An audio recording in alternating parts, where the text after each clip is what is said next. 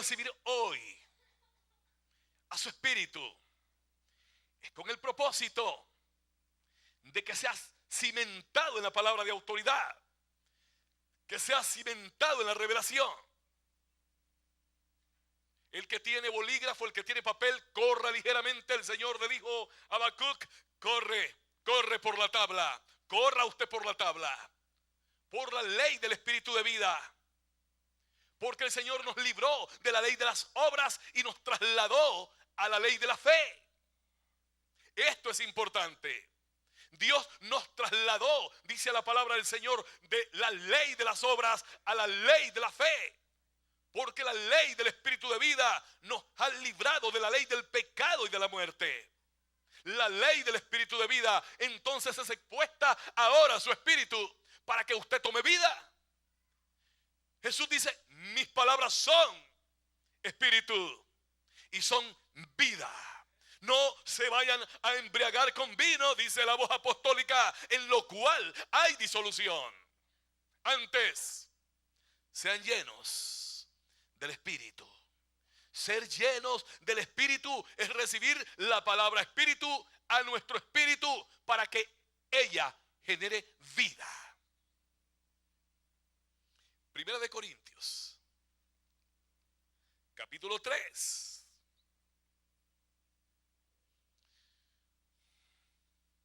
Porque nosotros, verso 9, porque nosotros somos colaboradores de Dios, y vosotros sois labranza de Dios, edificios de Dios, labranza de Dios, edificios de Dios, conforme a la gracia de Dios que me ha sido dada, conforme a la gracia de Dios que me ha sido dada. Yo como perito arquitecto puse el fundamento y otro edifica encima. Pero cada uno mire cómo sobre edifica. Porque nadie puede poner otro fundamento que el que está puesto, el cual es Jesucristo. Y si sobre este fundamento alguno edificare oro, plata, piedras preciosas, madera, heno o hojarasca, la obra de cada uno se hará manifestada o manifiesta, porque el día la declarará, pues por el fuego será revelada. Verso 16. ¿No saben ustedes que son templos de Dios y que el Espíritu de Dios mora en ustedes? ¿No saben ustedes que son templos de Dios y que el Espíritu de Dios mora en ustedes? Ustedes son templos de Dios. Ustedes son, dice el apóstol, edificios de Dios. Pero este edificio tiene que ser edificado conforme a la gracia que me ha sido dada. Qué interesante.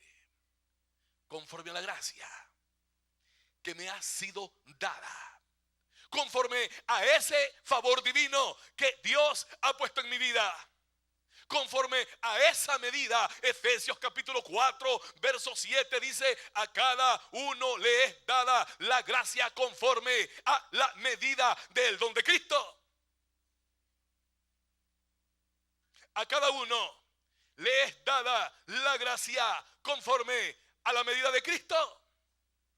Esta palabra la está disparando un hombre de Dios en la revelación de Dios, dada por el Espíritu de Dios a su espíritu.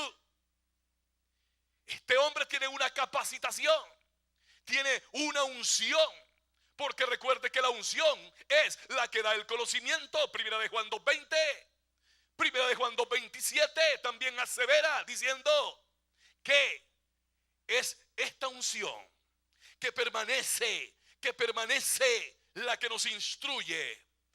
La unción apostólica es lo que está hablando el apóstol Pablo, y el apostolado es el que tiene la perito arquitectura, el conocimiento profundo, el diseño del cielo. Usted recuerde perfectamente que Noé no edificó el arca por edificarla. le fue mostrado un diseño. Usted recuerde que Moisés no edificó el tabernáculo por edificarlo, le fue revelado un diseño. Usted recuerde que David no recibió el diseño del templo, no lo inspiró él por su propia mente carnal, sino que le fue revelado a David el diseño del templo y él lo traspasó a su generación, a su hijo. Y el apóstol dice que es conforme a la gracia dada. La gracia de Dios es la que funciona primero y luego el apostolado. Romanos 1:5 dice que primero es la gracia y luego el apostolado. No es primero el apostolado, sino primeramente la gracia. Pero hay una medida de gracia conforme al don de Jesús. Efesios 4:7. Yo estoy hablando palabra madura esta tarde. Yo estoy introduciendo en su espíritu una palabra rema en el realmo del espíritu. Yo estoy acarreando la dimensión del reino a su corazón para que usted no vaya a correr como niño fluctuante, llevado por doquier, por cualquier viento de doctrina, por la estratagema de los mentirosos que están abundando en los templos hoy en día. Pues recuerde que Satanás se disfraza como ángel de luz y sus ministros como ministros de justicia. Conforme a la gracia que me ha sido dada. Entender este movimiento de la gracia. Entender que es por gracia. Una iglesia de Dios camina por la gracia de Dios. Ora por gracia en su vida. La palabra dice gracia sobre gracia. En el Evangelio según San Juan capítulo 1 dice que la gracia y la verdad vinieron por medio de nuestro Señor Jesucristo. No hay verdad sin gracia, ni gracia sin verdad. La gracia y la verdad están mancomunadas. Ese favor sobrenatural, esa misericordia de Dios, eso que te abre puertas sin esfuerzo alguno, solamente la gracia de Dios. Ustedes, dice el apóstol en Filipenses 1:7, son partícipes de la gracia juntamente conmigo. Un apóstol de Dios siempre fundamenta su ministerio en la gracia de Dios. Una iglesia apostólica se fundamenta en el fundamento de los apóstoles y profetas, sabiendo que la gracia de Dios es la que provee todo. La gracia es imprescindible. Segunda de Corintios capítulo 1 verso 15, la voz apostólica dice: pronto iré a visitarlos a ustedes para comunicarles una segunda gracia.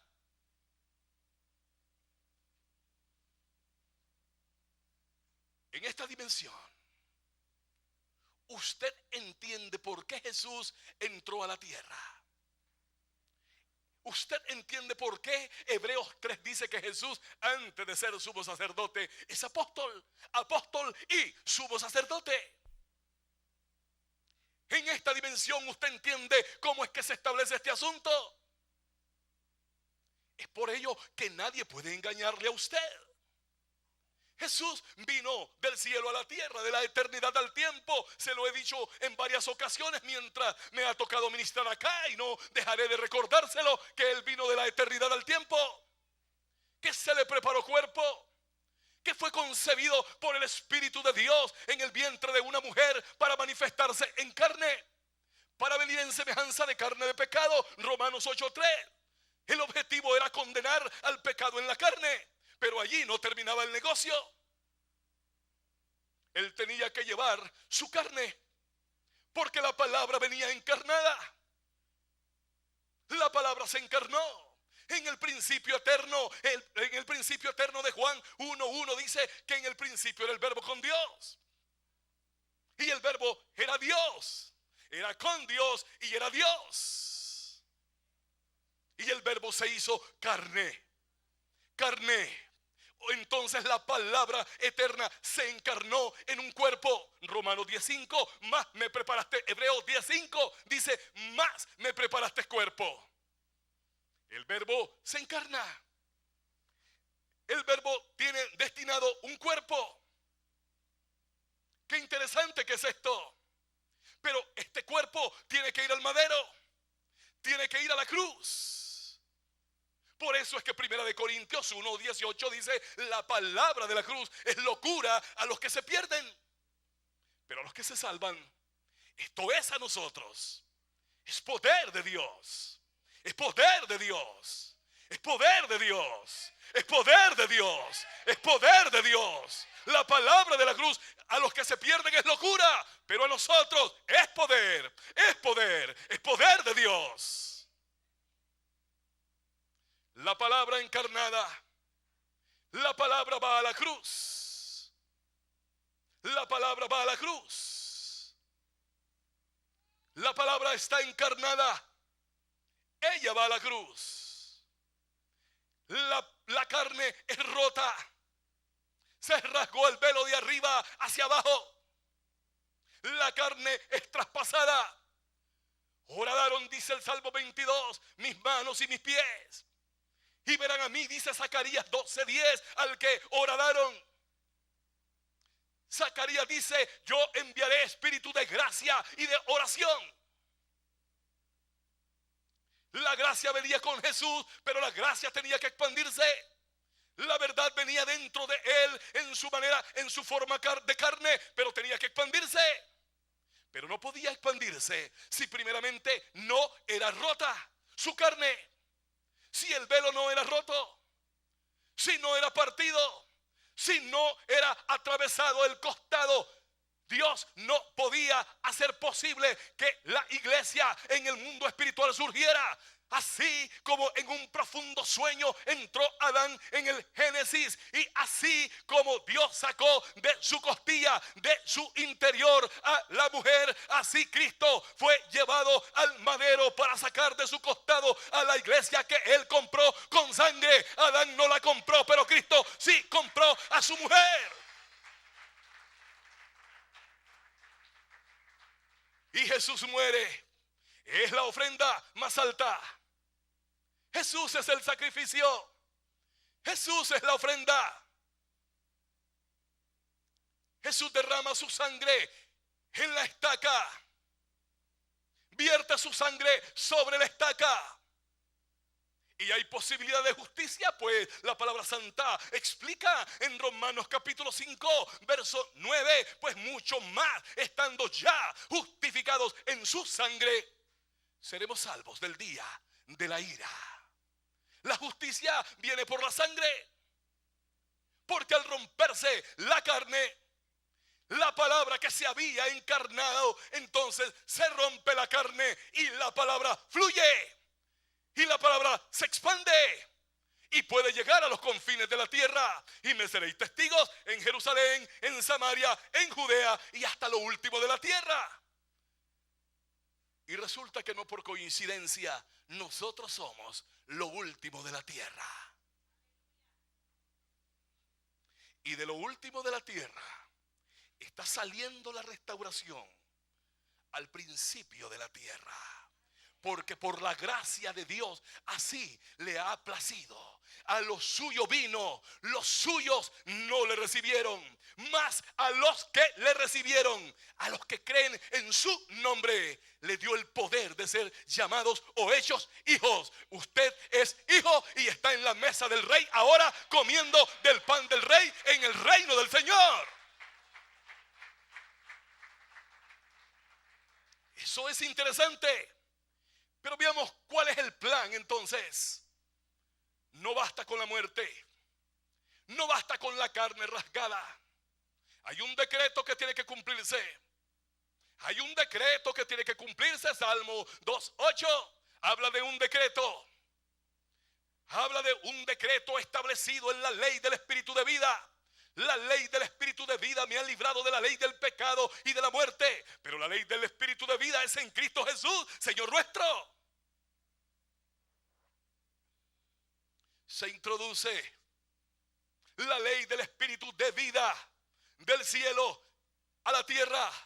Se introduce la paz de Dios. Se introduce la reconciliación. Se introduce la comunión. Se abre el camino del cielo, de la tierra al cielo. Se expande la verdad. y se manifiesta la vida. Jesús muere y no muere. Jesús dice: yo tengo poder para quitarme la vida y para volvérmela a poner. Él tiene la autoridad, toda la autoridad le ha sido depositada en sus manos. Toda autoridad me dada en el cielo y en la tierra. Él tiene la autoridad ahora en su mano. Y los coherederos juntamente con Él la tenemos, porque Él nos la ha transferido. Y todo ha sido por su gracia. Ahora bien, Él muere y no muere. Muere como hombre, pero es indestructible bajo el sacerdocio de Melquisedec. Oiga, qué interesante que es esto. Él viene en semejanza de carne de pecado para destruir al pecado en su carne. Él viene en semejanza de culebra. Él es el mismo pecado. Dios lo hizo pecado por nosotros para justificarnos a nosotros. Él es la culebra en el asta o en la estaca.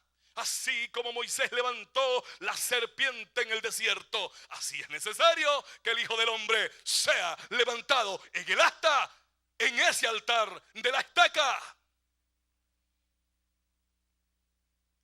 Y Él necesita finalizar algo. Necesita finalizar la ley de las obras. Pues la palabra santa explica en Romanos algo muy interesante. Dice que el fin de la ley, Romanos 10:4, que el fin de la ley es Cristo, para justicia de el que cree. El que cree, el que cree. Ese es el fin de la ley. El fin de las obras de la ley. Porque dice Romanos 10:5 que la ley dice: haz estas cosas y vivirás por ellas. Por eso hay mucha gente que quiere hacer y obra y no toma en cuenta la gracia de Dios, y no obra en la gracia, sino que obra en las obras. Y precisamente el fundamento de lo cual estamos hablando hoy, el fundamento nos llama a caminar en la gracia, a despertar en la gracia, a movernos en la gracia. Y un apóstol de Dios es un hombre de gracia. No puede ser un desgraciado. Tiene que ser alguien lleno de gracia. Sin gracia no hay nada. En 1 Corintios capítulo 15, el apóstol Pablo dice: hey, hay muchos apóstoles por ahí, pero aunque sea yo el más pequeño de los apóstoles, en nada soy inferior a estos apóstoles, porque yo he trabajado más que ellos. Pero Pablo dice: no, me equivoqué. No yo, sino la gracia de Dios en mí. Una iglesia de gracia ora por gracia y sabe que hay gracia sobre gracia, y sabe que es la gracia de Dios. Usted no puede conseguir nada del cielo. No puede, dice la palabra en Juan 5, no puede recibir el hombre nada si no le fuere dado del cielo. La gracia ha descendido del cielo. La verdad ha descendido del cielo. Pero para que descendieran del cielo, alguien tuvo que ascender al cielo victorioso. Por eso es que se cumple una ley escrita en el Salmo 2:8. El decreto, un decreto que estaba establecido en las eternidades. Un decreto que tenía que cumplirse con la aparición de Jesús. Ahora tenemos que entender que eso está escrito en Romanos 1:3. Dice esa cita bíblica que Jesús era perteneciente al pasado, hijo de David, era hijo de David según la carne, pero que Dios lo declaró hijo de Dios por el Espíritu de santidad y por la resurrección de entre los muertos. Por eso es que dice el apóstol: hablando respecto a la resurrección. Él presenta un Cristo resucitado en el aerópago donde convergían los hombres más intelectuales del momento, de donde salían las ideas más sofisticadas del momento, los pensamientos de mayor fluidez humano del momento. Allá en Atenas, Grecia, exactamente en el aerópago, cuando el apóstol llega a predicar allí, habla de la resurrección de Cristo y testifica el poder de la resurrección. Escrito estaba en el Salmo 68, 18. Y luego lo que el apóstol hace es tomar la palabra escrita en el Salmo 68, 18 y toma en Efesios 4 y empieza a escribir en el verso 8, por lo cual subiendo a lo alto llevó cautiva la cautividad, y eso que ascendió no que es sino que había descendido primeramente a las partes más bajas de la tierra. Y el que descendió, ese que descendió es el mismo que ascendió sobre los cielos para llenarlo todo. Y él, una vez que él ascendió, dio dones a los hombres, dones ministeriales a los hombres conforme al don de Dios. Entonces opera la gracia de Dios. ¿Cuánto es tu don? ¿Cuánto es la gracia?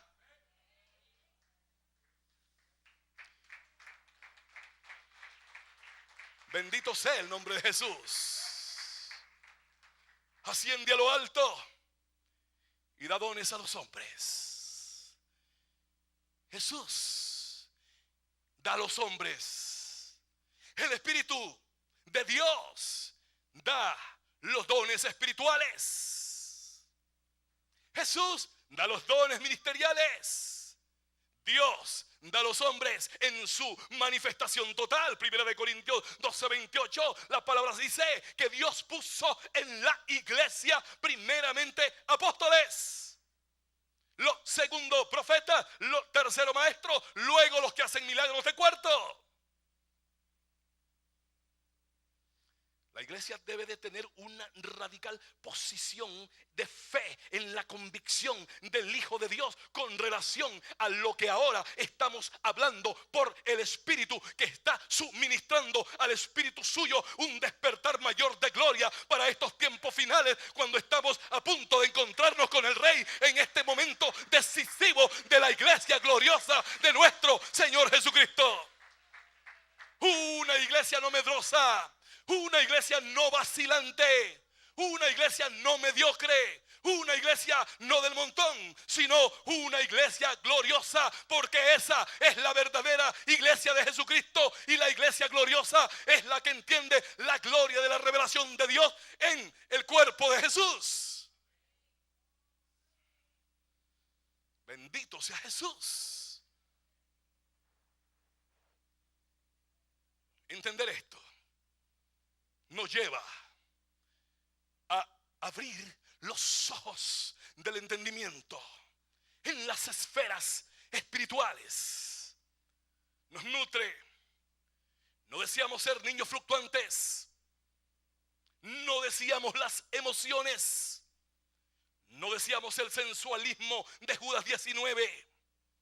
No caminamos por vista, porque ningún hombre de Dios verdadero camina por vista. No caminamos por lo que la gente dice, caminamos por lo que Dios revela a nuestro espíritu, porque somos guiados por el Espíritu de Dios, y todo el que es guiado por el Espíritu de Dios, ese es hijo de Dios. Y lo que es nacido de Dios vence al mundo. Y el que es nacido de Dios tiene la victoria. No la va a tener, la tiene. Se ha apropiado de la victoria, porque esta es la victoria que vence al mundo, nuestra fe. Pero la fe viene, Romanos 10:17, por el oír, y el oír por la palabra de Dios. Sí, solamente viene. No se alegre tanto de que venga. Alégrese de que crezca. Una vez que es probada, primera de Pedro 1:7, como el oro en el fuego. Como el oro en el fuego. ¿En cuál fuego? En el fuego del Espíritu. En el fuego que revela, en el fuego que declara. El fuego revela, el día declara, pero el fuego y el día son lo mismo.